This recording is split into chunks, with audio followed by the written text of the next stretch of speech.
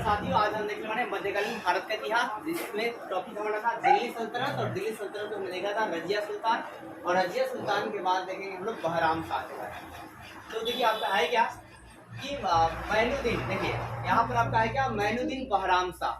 तो मैनुद्दीन बहराम शाह जो है, इनका शासनकाल कितना दिन होता है? तो 1240 से 1242, यानी बहुत ही कम दिन, 2 साल तक साथ। लेकिन अगर अपने बहन रजिया का साथ देते तो ज्यादा दिन तक ये शासन थोड़ा बहुत कर पाते, क्योंकि ये मतलब है क्या तुर्क के चहलगामी के बहकावे में आकर इन्होंने क्या किया था? शासन किया था और अपने बहन का साथ नहीं दिया था। तो देखिए हुआ क्या कि मतलब सबसे पहले बात करें बहराम शाह कौन है।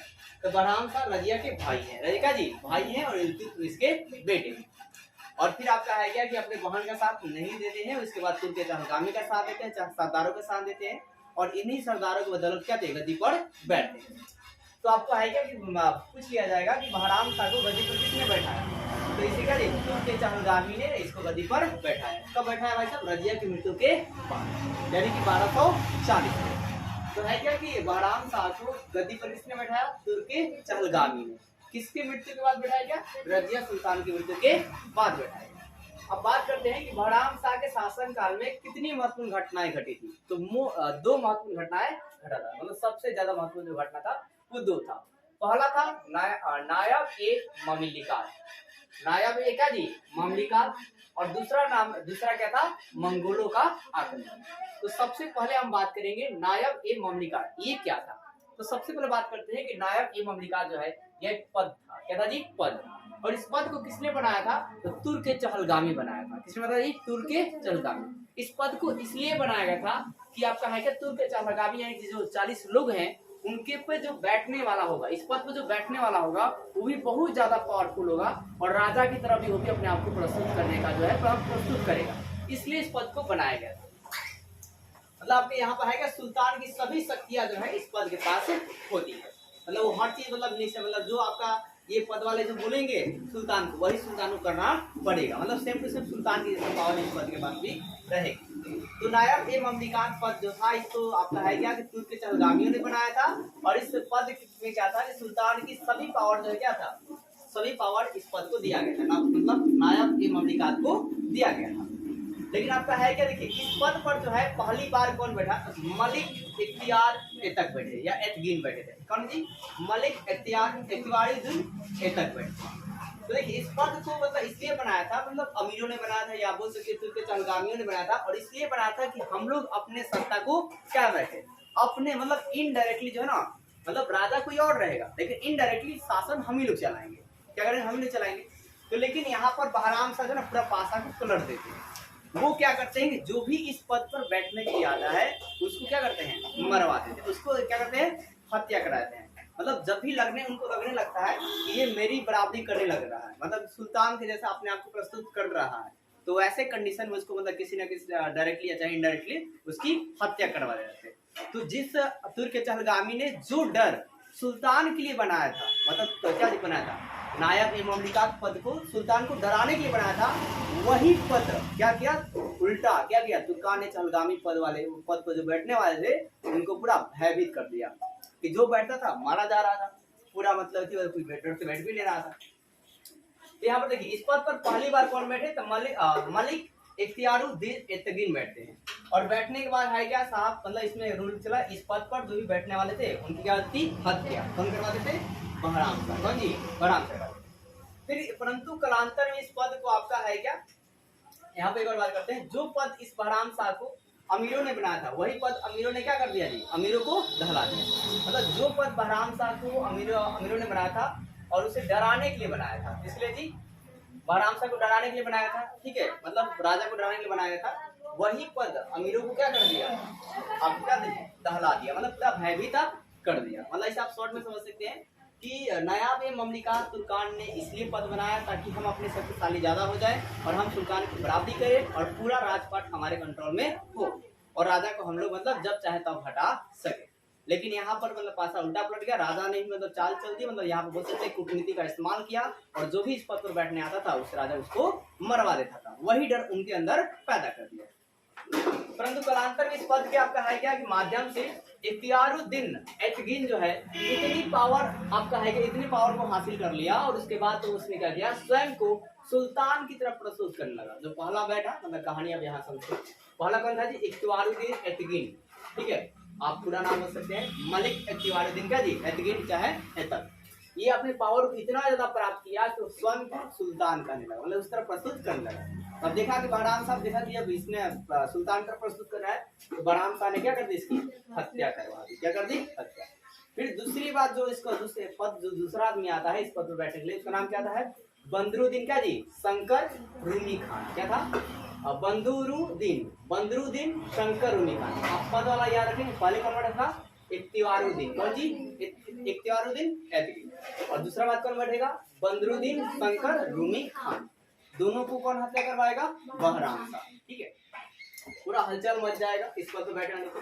और यही कारण था कि दिल्ली सल्तनत को मजबूती प्रदान करने के लिए ये महत्वपूर्ण भूमिका निभाता है। मतलब आपका है क्या? बहराम साहब क्या समझ, ये जो कूटनीति है दिल्ली सल्तनत को नींव रखने में, मतलब बहुत मजबूत करने में, ये जो आपका तुर्क चहलगामी जिन्होंने एक पद बनाया था क्या जी? नायब ए ममलिकात, जो डराने के लिए, वही पद क्या करता है? अब सरदारों को डराने लगता है।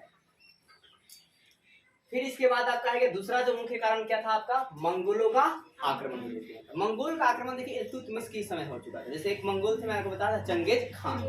और चंगेज खान मतलब आक्रमण करना चाहते थे किसके लिए भाई साहब? ये कौन थे जी? मांगबर्नी। कौन थे? मांगबर्नी। और मांगबर्नी क्या था कि उनका बस्ते बजाते ये आपका है क्या? इल्तुतमिश से शरण मांगने के लिए सिंध के इलाके में आता है। परंतु यहाँ पर इल्तुतमिश क्या करते हैं? शरण मांगने से अपने मतलब चतुराई का दिखाते हुए शरण मांगने से क्या करता जी? मना कर देता, शरण आपको नहीं देते। तो चंगेज खान जो है आपका आक्रमण जो है शेबेश में करता है, लेकिन वो सिंध से वापस लौटकर चले जाता है। फिर लेकिन आपका होता है, परंतु फिर भी ये जो मंगोलों थे ये 1241 में फिर बहराम शाह के शासन में क्या करते हैं? शासन काल में टायर के नेतृत्व में, कौन टायर की है? ये भी बात, टायर के नेतृत्व में। तो पूछा जाए आपसे कि मंगोलों का दूसरा आक्रमण कब हुआ? पहला कब हुआ? 1221 में। कहाँ तक हुआ था? सिंध तक। शासक कौन था? इल्तुतमिश। मेन बात, ठीक है। किसके लिए आक्रमण किए थे वो लोग? मंगबर्नी के लिए। किसका जी? मंगबर्नी के लिए आक्रमण किए थे, ठीक है। और कहाँ से लौटकर चले गए थे? सिंध। इसके बाद आपका यह भी रखना, मंगोल कैसे आदमी है? एक लुटेरे है, आप ये बोल सकते हैं, मतलब पूरा लूटपाट करने वाला, बलात्कार करने वाला, मतलब कहीं भी मतलब इतिहास में ऐसा कहा जाता है कि कहीं भी इनको इज्जत के नजरिए से नहीं देखा जाता है। और यही आपका जो मंगोल है कहीं ना कहीं मुगल का यही नींव डाले हुए हैं, इसलिए मतलब कालांतर में यही मुगल बने हुए हैं, इसलिए मुगल अपने आप को मंगोल नहीं संबोधित करते, क्योंकि उनकी जो छवि है वो जनता के प्रति या किसी भी सरदार के प्रति या किसी भी अमीर के प्रति जो है लुटेरों की तरह बनी हुई है, बलात्कारियों की तरह बनी हुई है। इसलिए मंगोल खुद को पूरी तरह से नहीं करते, बल्कि सिर्फ मुगल करते हैं। और इसी को लेकर मुगल की मैक्सिमम कहानियों को हटा दिया गया। तो देखिए यहाँ पर है क्या कि तायर के नेतृत्व में भारत पर क्या था? आक्रमण। और आक्रमण होता है तो यही कालांतर मतलब आगे चलकर, कालांतर मतलब आगे चलकर यही जो मंगोल है मुगल की नींव डालते हैं। मतलब थोड़ी सी पूरी तरह से क्या होते हैं, मुगल को आप मंगोल नहीं कर सकते, क्योंकि इसमें थोड़ी और भी जातियाँ शामिल हुई थी, ठीक है, और भी गद्दी पर बैठे थे। तो यहाँ पर है कि आप याद रखना कि मंगोल ही मुगल की क्या कहते हैं? नींव जो है डाले। फिर देखिए जो आप याद रखना कि दूसरी बार शासनकाल कब किया? आक्रमण कब किया? 1241 में। किसके नेतृत्व में? बहराम शाह के नेतृत्व में।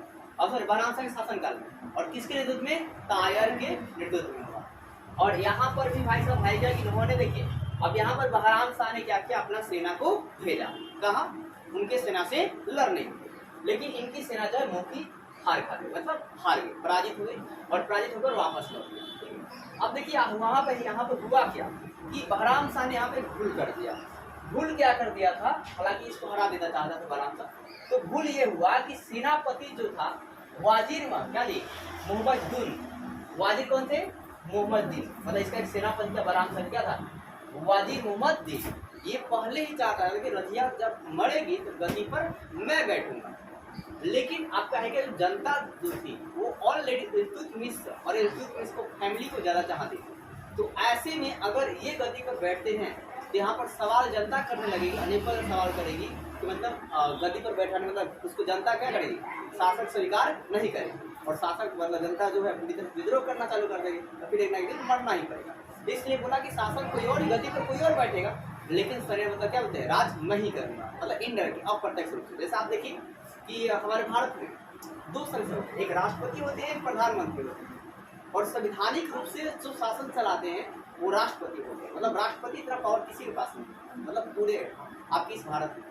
और दूसरी पावर इन मतलब क्या होते हैं गैर संवैधानिक रूप से, वो कौन होते हैं, प्रधानमंत्री होते हैं। और आप देखेंगे जब भी मतलब मीडिया से लेकर पूरे ट्विटर से लेकर किसी प्रचार या प्रसार में आप देखेंगे वहाँ पर किसी का बोलबाला या मतलब वर्चस्व होगी, वर्चस्व मतलब ताकत जो होगा वो किसका होगा, प्रधानमंत्री को ही आपको देखने के लिए मिलेंगे, मतलब अप्रत्यक्ष रूप से ऐसा होता है। और इस प्रधानमंत्री के पास पावर कितना होता है देखिए, मतलब हालांकि गद्दी पर बैठे राष्ट्रपति, ठीक है, लेकिन शासन चलाने वाला जो आदमी है वो आपको प्रधानमंत्री। जैसे कि बात आपको बता रहा हूँ, इंदिरा गांधी के वक्त में क्या हुआ कि जैसे जयप्रकाश नारायण का नाम सुने, इन्होंने क्या किया, स्टूडेंट के लिए मतलब क्या किया, आंदोलन चलाया। बिहार से पहले आंदोलन चला गुजरात में, और गुजरात के उस आंदोलन से प्रेरित होकर बिहार के छात्रों ने भी आंदोलन किया और अपने मतलब भ्रष्टाचार के खिलाफ आंदोलन था वो, फिर ठीक है महंगाई के खिलाफ आंदोलन था, अनेकों चीज चलाया गया था। तो जयप्रकाश नारायण को बुलाहट दिया गया कि मेरे आंदोलन में शामिल हुए, स्टूडेंट ने बुलाहट दिया और शामिल होने को कहा। तो उन्होंने शामिल होने का कहा और उन्हें 2 शर्त रखा, बोला कि पहला शर्त यह रहेगा कि इस आंदोलन में हिंसा नहीं होना चाहिए, नंबर 1, मतलब अहिंसा रूप से आंदोलन होगा, मारकाट इसमें नहीं होगा। और दूसरा हमारा मुद्दा ये कि इस आंदोलन को बहुत बड़े पैमाने पर सिर्फ बिहार तक सीमित इसको नहीं रखा जाएगा। तो जब जयप्रकाश नारायण आते हैं, और इसे फेस वैल्यू था, जयप्रकाश में पहले आपका मतलब क्या होते हैं, राष्ट्रपति बन चुके थे कई बार, तो आपका है क्या कि जब ये आते हैं और आंदोलन उतर जाते हैं, ठीक है, इसके बाद क्या होता है, पूरा जनता भी जो है इनके साथ आ जाती है। और साथ ही जो विपक्षी दल होते हैं, विपक्षी दल देखिए हमेशा इस चीज़ का मतलब क्या होते हैं, आप देखिएगा जब दो खड़ों में झगड़ा हो जाता है तो जो तीसरा होते हैं वो उसमें इंटरेस्ट लेने के लिए ऑलरेडी कूदता है, आप तो देखेंगे। उसी प्रकार होता है कि जब इंदिरा गांधी सरकार की जब स्टूडेंट ने क्या किया, पूरा मतलब विद्रोह करना चालू किया, जयप्रकाश नारायण हो गए, तो जितने उनके विपक्षी दल थे, जैसे बीजेपी हो गई, फिर आपका बहुत सारे भारतीय संघ हो गया, बहुत सारे जो दल थे जितने विपक्षी थे वो सारे ही इस विद्रोह में कूद गए।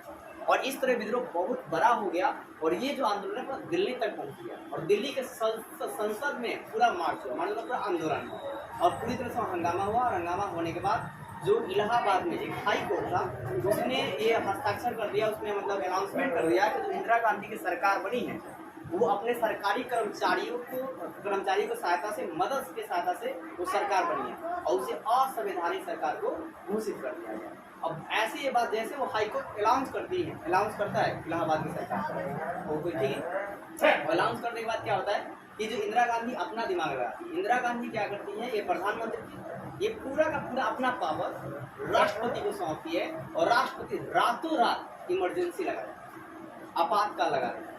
और इमरजेंसी का मतलब ये होता है कि अगर आप कहीं भी 4 लोग मिनिमम 4 लोग भी अगर संगठन बनाकर घूमते हैं तो आपको उठा लेंगे और उठाकर जेल में बंद किया जाएगा। ये 4 को गोली मारी, यहाँ पूरा समूह था, पूरा स्टूडेंट का समूह था, पूरा आपका ये जयप्रकाश नारायण का भारतीय संघ था, तो जो समूह में दिखे हैं उनको सबको सब रातों रात जेल में भर दिया गया, सारे को सारे को। तो मतलब कोई कहता है ना कि मतलब बहुत बड़े पैमाने पर हम आंदोलन करेंगे तो सरकार क्या कर लेगी, सरकार के पास इतना जेल है कि लाखों में लोगों को जेल में भर देगा। उस समय इतनी बड़ी मतलब आबादी थी, तो अब क्या था और भी ज़्यादा होगा और ज़्यादा बड़े बड़े जेल में, ठीक है। इसलिए सरकार से कोई जीत नहीं सकता, हकीकत सरकार ही जीत, मतलब सरकार से बड़ा कोई विलन और सरकार से बड़ा कोई हीरो कोई नहीं आज के ज़माने में। देखिए अब देखिए बात करते हैं यहाँ पर, मतलब इसी तरह आपका हुआ कि बहराम शाह के भूल हो गया था, इनका सभापति क्या था, वाजुर मोहम्मद दिन था, कौन था जी, मोहम्मद जबुद्दीन था। इन्होंने सौंप दिया और ये चाहता था कि रजिया के बाद मैं गद्दी पर बैठूं, लेकिन अप्रत्यक्ष रूप से इसने शासन करने के लिए सोचा। फिर आप कहेगा जो रजिया के बाद गद्दी पर बैठना चाहता था और आप कहेगा लेकिन नहीं बैठा, तो दिल्ली के सरदारों की ने क्या कर दिया हरकत, दिल्ली के सरदार से जो के जलगामी थे उन्हें पूरा षड्यंत्र रच दिया कि भाई साहब देखो तुम्हें बड़ा पद मिल रहा है, छोटा पद मिल रहा है, ऐसा कहानी जो है बना दिया। फिर इसके बाद यहाँ पर देखिए मंगोल ने क्या किया, मंगोलों ने दिल्ली पर क्या किया, आक्रमण के लिए बढ़े और उसके बाद बहराम शाह की क्या कर दी, हत्या, बहराम शाह क्या कर दी, हत्या कर दी। और फिर दिल्ली का सुल्तान जो है किसको बनाया, तो कहेगा अलाउद्दीन मसूद शाह। अब अलाउद्दीन मसूद शाह भी कौन था, इल्तुतमिश का बेटा था। अब यहाँ पर अलाउद्दीन मसूद शाह को ही गद्दी क्यों दिया गया, ये भी सोचने वाली बात है। ये चाहता था फिर यहाँ पर बैठ जाता, ये बैठ जाता, देख रहे हैं ना, ये वाजिद मोहम्मद दिन, ठीक है, लेकिन यह नहीं बैठा क्योंकि जानता है कि जनता किससे प्रेम करती है, इल्तुतमिश और इल्तुतमिश के परिवार से, ठीक है, इसलिए नहीं बैठा। अप्रत्यक्ष रूप से यहाँ भी शासन चलाना चाहता था। और यहाँ पे बहराम शाह अगर अपने भाई का साथ देता, मतलब बहन के साथ देता, रजिया सुल्तान के साथ देता, तो बहुत 2 सालों में नहीं मार पाता, मतलब बहुत दिन तक दोनों मिलकर शासन चलाते। लेकिन इसकी भी एक गलती थी।